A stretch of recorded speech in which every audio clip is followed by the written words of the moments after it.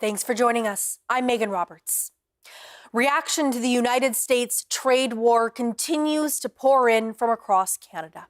Here in the North, we've heard from all three premiers about their strategies in the face of this uncertainty. Today, Yukon's premier gave more details about the first phase of his territory's anti-tariff measures. And depending on what happens, he says a second phase and more retaliation is in the works. Virginie Ann has the details. These tariffs are unjust, unfair, and frankly, un-American. Yukon's premier gave a breakdown of the territory's countermeasures in retaliation to increased tariffs. He says this is the first phase that includes a ban on American alcohol, as well as measures to limit ties with the states and to promote buy local instead. The measures are intended to put pressure on actors that are influential. With Trump, the premier says he's had lots of questions from Yukoners about the president's own son, Donald Trump Jr., who often comes to the Yukon for hunting and co-owns an outfitting company. Lots of Yukoners have talked to us about it, but we're also taking into consideration, like, what are the repercussions? Are we banning one person? What are the legalities of that? You know, is that the right thing to do? What we've said all along is, look, everything's on the table. We know that this very fueled conversation is going to happen. Pele also spoke about targeting American pride as a means of applying pressure. He referred to hockey teams being booed by Canadians. But would he consider banning American athletes from competing in the territory, such as in the Arctic Winter Games that will be hosted in the Yukon next year? Yeah, that's not something that we've contemplated. I don't look. There's cultural diplomacy is important. There's more to it than just hosting a games, and I don't. Again, not something we would ever contemplate. Pele says he's open to Yukoners' suggestions on what should happen next and what phase 2 should look like. And we have to retaliate. We have to go after them just like they're coming after us. Yeah, his son owns part of an outfitting company here. Would Trump even care about that? Or would he, I don't know. I can't tell who he cares about because it seems like it's kind of nobody, but I feel like I don't know a ton of detail, but enough to be nervous. It's really hard to say if the response is reasonable when the tariffs themselves were unreasonably enforced. The uncertainty is palpable while we wait for what's next. The Yukon government says details about phase 2, if any, depend on Trump's next move. Virginie Ann, CBC News, Whitehorse. One of Nunavut's founding fathers has weighed in on the Canada-U.S. tariff fight. Tagak Curley is a businessman and former politician who helped negotiate the creation of Nunavut. He says the U.S. president is picking figures out of the air to bolster his case for tariffs. Curley called it a, quote, crazy situation that will eventually affect Nunavut and the Arctic. When the tariffs are imposed 25%, and there'll be more on April 2nd, eventually the businesses that are buying product from the United States will at that price and recover it from consumers. Curley says it'll be important to have an election as soon as possible when the new Liberal leader is chosen. There are a lot of questions about how U.S. tariffs and Canadian counter-tariffs will affect you, especially at the grocery store. One food economist thinks we won't see prices rise right away. Here's why. Thus far, the early tariffs that the U.S. has put, that Canada has put on the U.S. are on products that the U.S. represents a relatively small proportion of our supply.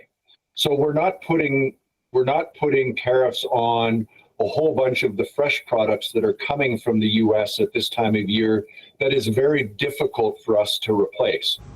Arctic Cooperatives runs 32 co-op stores across Canada's territories. Dwayne Wilson is with the company. He says there's a buffer right now for some northern co-ops due to part of a uniquely northern supply chain, the sea lift. in a lot of cases, because of the reliance on a maritime, like on a sea lift or a tug and barge delivery during the summer months, there's certainly a degree of buffering on some of those goods where co-ops and other businesses that use a sea lift have basically, as a means of offering better value and lower cost to their members and their customers, have made that investment in shelf stable inventory earlier in the year. Obviously, they're not purchasing those goods right now. So the degree of which those goods, the degree that the tariffs continue, is that going to affect the 2025 sea lift, invoice cost? And that becomes again some of the potentially what is a little bit of protection right now. That was Dwayne Wilson with Arctic Cooperatives. Small and medium businesses are the ones expected to bear the brunt of the U.S. tariff pain. The CBC's Kwabena Oduro visited one Quebec company concerned about Trump's trade war. I'm at Algonquin Moldings in Maribor, Quebec. This is a cabinet and stair making company that sees 70% of their production go to the United States. This pallet right here, it's on its way to the States. It's going to Indiana. Over here is where they put the finishing touches on the wood before they package it. And when it's packaged, it's like this, and then the forklift comes, takes it over, and puts it with the rest of them that are going to the United States. There are about 50 to 60 employees that work here, but now with the tariffs in place, there's a lot of worry and uncertainty about job security here. We can't really know before time what's going to happen. It's all about the uncertainty, not knowing if the tariffs are going to last, how long they're going to last, and how it's going to affect our customers in the States if the orders are going to keep coming in. So it's hard to reassure everybody since nobody knows what's going to happen.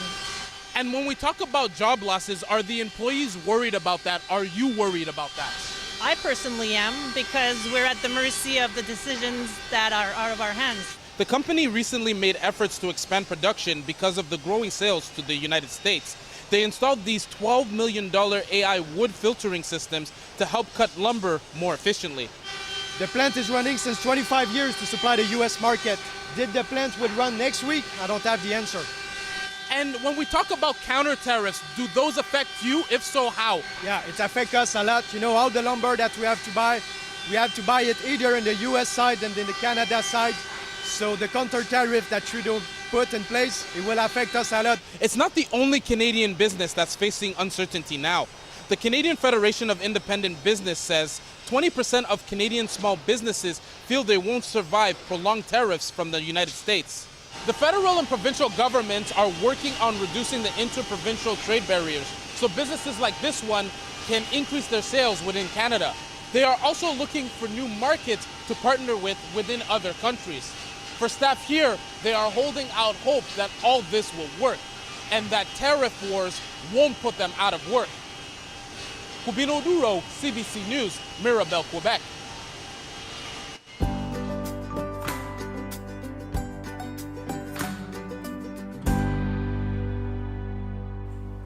One of the North's biggest landlords says it is in crisis over crime in its public housing units. Northview warns it's becoming unsustainable to operate these units, which it leases to the Northwest Territories government. As the CBC's Nadir Hashmi reports, it's calling for legislative changes. A warning, viewers may find some images in the story disturbing. Many Northview units have become hotspots for violent crime, with weapons, drugs, and criminal activity in plain sight. Wellborn told a committee of MLAs that crime in several buildings is out of control. She showed security footage of assaults, vandalism, and drug use, saying the situation is worsening. The filth and destruction leave many of these units completely unlivable. Northview rents 15% of its units through social housing agencies like Housing NWT. But Wellborn says rising security costs, especially in downtown Yellowknife units, are unsustainable. In 2024, the 10 buildings in this graph resulted in over $500,000 in security costs. She says Northview lacks the ability to manage problematic tenants. They rely on agencies such as Housing NWT, which are also stretched thin. Northview is drowning in this crisis. We lack the skills, the resources, and the ability to handle high-needs individuals, and the financial toll is significant. In January alone, she says security and staff were assaulted 6 times and nearly 3,000 non-residents were removed from buildings. Violence can erupt at any moment. Tenants and Northview employees routinely stumble into chaotic, high-risk situations with little to no warning. These aren't isolated incidents. They are a constant looming threat. Wellborn says without drastic intervention, the crisis will worsen. She's proposing legislative changes, including expedited hearings for urgent safety threats. This would allow the system to address criminal activity, tampering with life safety systems, or violent behavior. Some MLAs call the presentation shocking. It's an eye-opener. I haven't been in one of those buildings, and it's shocking to see something like that on video and pictures. Nerso says tackling drug-related crimes would need greater involvement from Housing NWT, RCMP, and the city. So hopefully we can find a solution, whether it's policy changes or more collaboration with all the stakeholders involved. One MLA says it's not an isolated problem. It is happening in all our communities. It's going to be a generational challenge. Northview says it has no plans to shut down social housing units. Nadir Hashmi, CBC News, Yellowknife. A Northwest Territories MLA says Yellowknife's medical boarding home and hotels are all full, leaving those traveling for medical and dental appointments without accommodation. NWT Health Minister Lisa Semler says she's aware of the issue. She says there are a lot of tourists in the NWT's capital right now. Semler says the Northwest Territories Health and Social Services Authority is working to find space for patients. But in the meantime, she asks that people consider rebooking non-urgent medical and dental appointments. So there's some work that's going on and asking practitioners and staff to be considerate of booking non-urgent medical appointments to Yellowknife right now, working with Indigenous Service Canada to advise NIHB patients traveling for dental to consider booking non-urgent appointments and travel at another date, preferably in the summer when there's no northern lights. Work is also underway to develop some public communication to support residents to make decisions about booking non-urgent dental appointments. One of the things that I will say is that, you know, as a minister right now, we have many of our regional, and I come from the same region as Denny, so we have many people that are getting on a plane, arriving here, and they may not have accommodation. So if you have dental appointments that are non-urgent of checkup, I would suggest, you know, spring break, if you're traveling, maybe rebook your appointments in places where you're traveling to. We know there's a big hockey tournament coming up in Whitehorse. Many Beaufort Delta residents head down there. Try getting a dental appointment in there because there may be risk that you may not have an accommodation when you arrive here, or it might be not up to the standard that you would like. Thank you, Mr. Speaker. That was NWT Health Minister Lisa Semler. The spring sitting of the Yukon Legislative Assembly starts tomorrow with the tabling of the territory's budget. Opposition parties are gearing up to meet increasingly challenging times. With the territory soon heading into an election, Yukon Party leader Curry Dixon is promising a new direction, one that doubles down on retooling the healthcare system, which he says has floundered under the governing Liberal Party. We know that the thousands of Yukoners are waiting for a family doctor. We know that hundreds of Yukoners are waiting for surgeries and procedures. The hospital infrastructure here in Whitehorse is crumbling. The long-term care facilities are full, and there doesn't seem to be any serious talk of planning to address any of these changes. We've seen things get worse, not better recently. In the last 18 months, we've seen 4 family doctors close their practice. We've seen a surgeon leave the Yukon.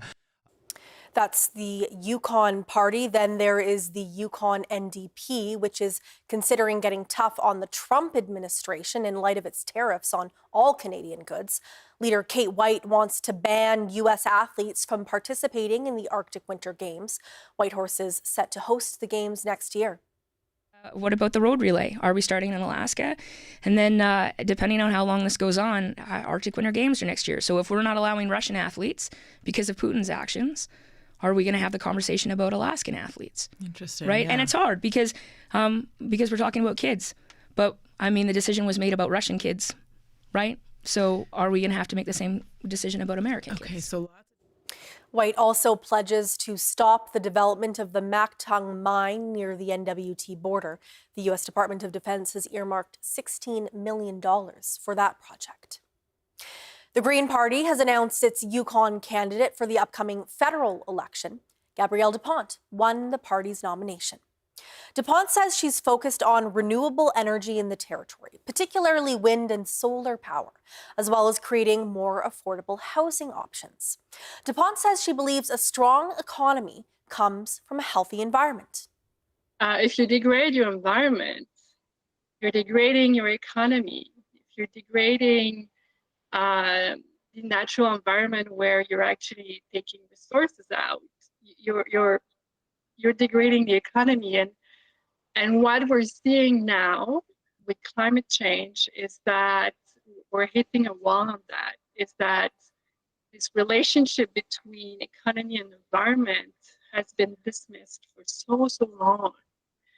And the Green Party at its core wants to kind of look at this relationship and start again. DuPont will be running against Liberal MP Brendan Hanley, who's seeking a second term. The Conservatives and the NDP have yet to pick candidates. Forced and coerced sterilization of Indigenous people is still happening. The Survivors Circle for Reproductive Justice has supports available for Indigenous survivors. Join the National Registry and access up to $70,000 in healing support funds for individuals, families, and communities. The deadline to apply is March 31st. If you or someone you know has experienced forced and coerced sterilization, please call 1-877-386-0750 or visit reproductivejusticesurvivors.ca for more information. Having two kids in diapers impacts every part of our lives. The Canada Child Benefit allows us to give our boys extracurricular activities. It opens their world. Find out if you qualify at canada.ca/everydollar-counts. I was fighting losing battles with opponents disguised as friends, and coming home to a different fight that never ends. I saw no other choice. I had to leave a roof for the rain. But sometimes I wonder if there was a path with more to gain. Maybe the opportunities would have been better, and every day would take me further towards something greater. To help create new paths for youth experiencing homelessness, the Home Depot Canada Foundation is committing $125 million by 2030. You are finally here. Come on! Just talk to me. Woo! All you have to do is look. Nothing can stand in your way. Are you still nervous? No, not anymore.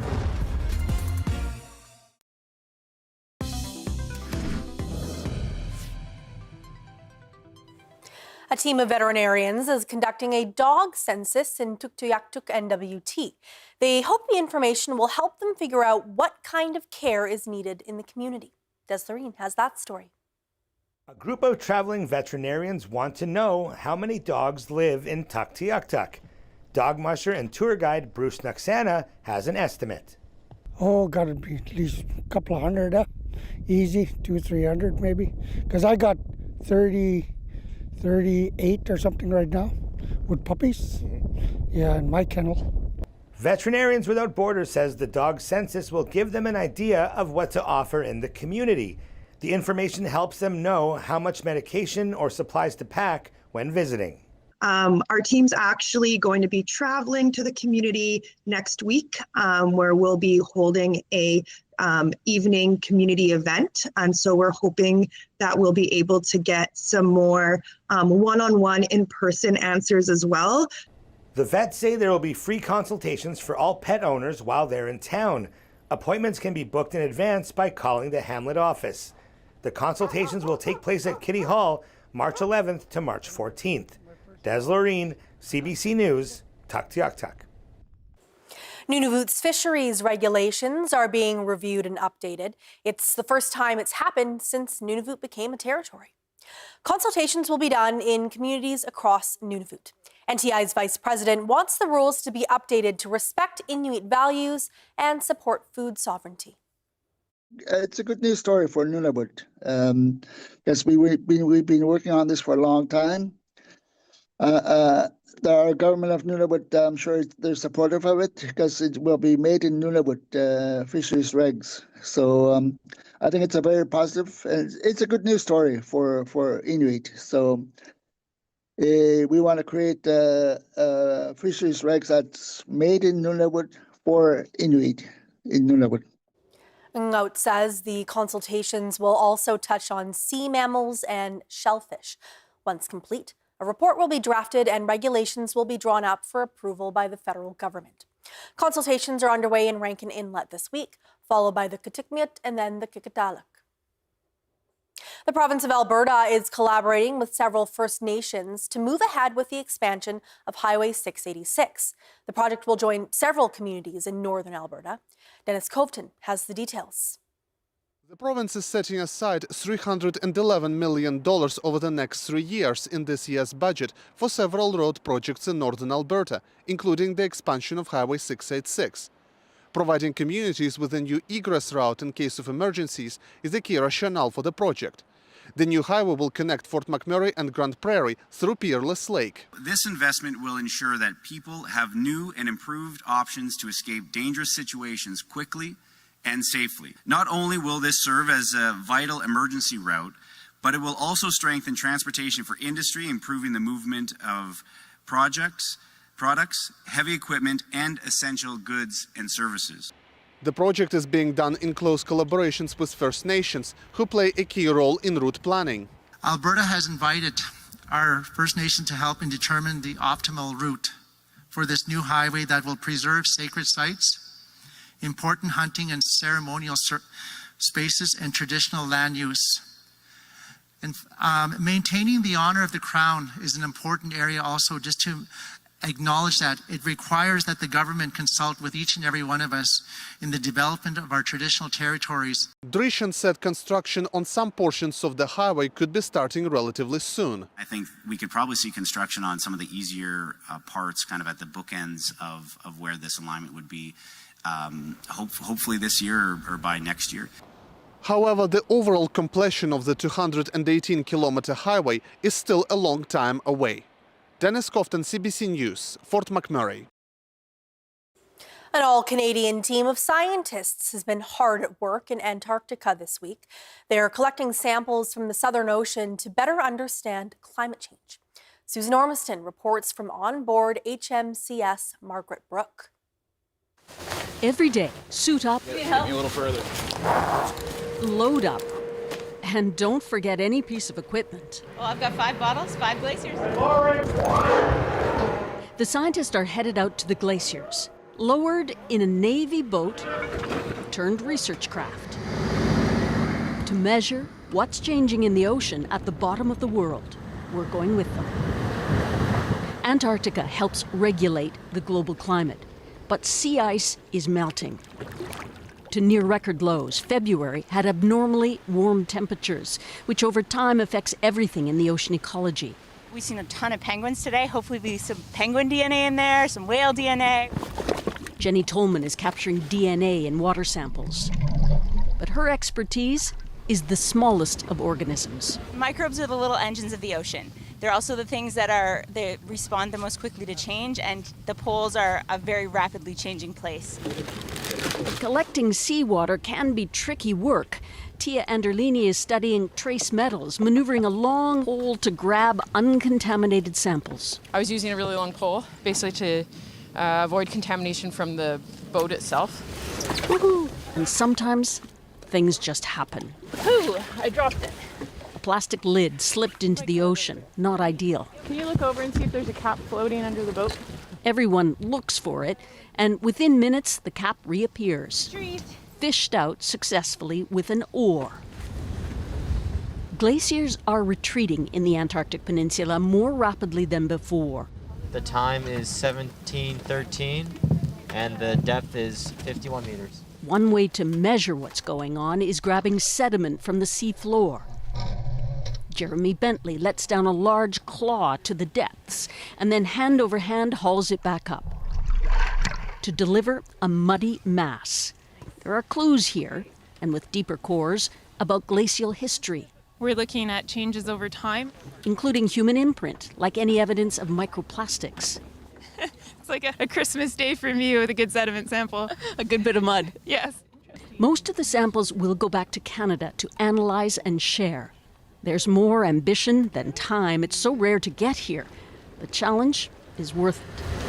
It's a great day for samples from glaciers from here. 1, 2, 3. You got everybody?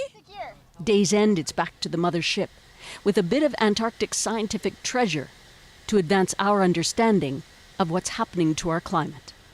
Susan Ormiston, CBC News in Admiralty Bay, Antarctica. An Inuk woman from Iqaluit is one of 5 people from Inuit Nunangat to be awarded the King Charles III Coronation Medal. Lena Ivik is the founder and owner of Peruvik. It's an Inuit education center that helps students acquire a deeper appreciation of Inuit knowledge.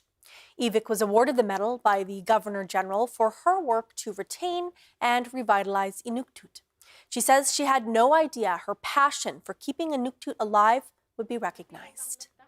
Our language needs to become strong again. The resources can help revitalize our language, to teach Inuit who lost our language to get back to understanding.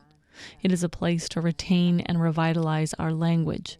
We don't want to lose our language. These are the things we do to regain our language. The King Charles III Coronation Medal honors Canadians who have demonstrated exceptional dedication to their community and service to their country. Now, let's take a look at the weather.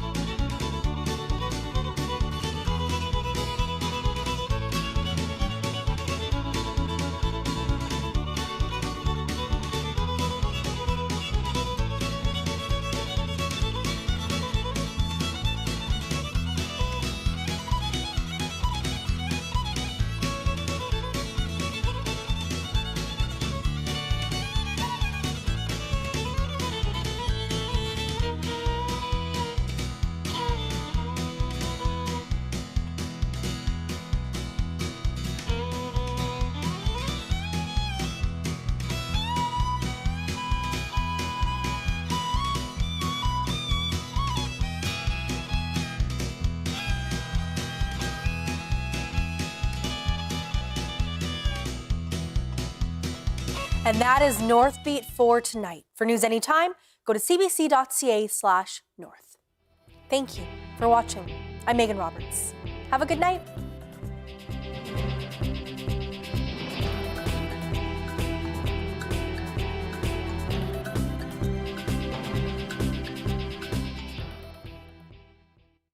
Earth is our collective home.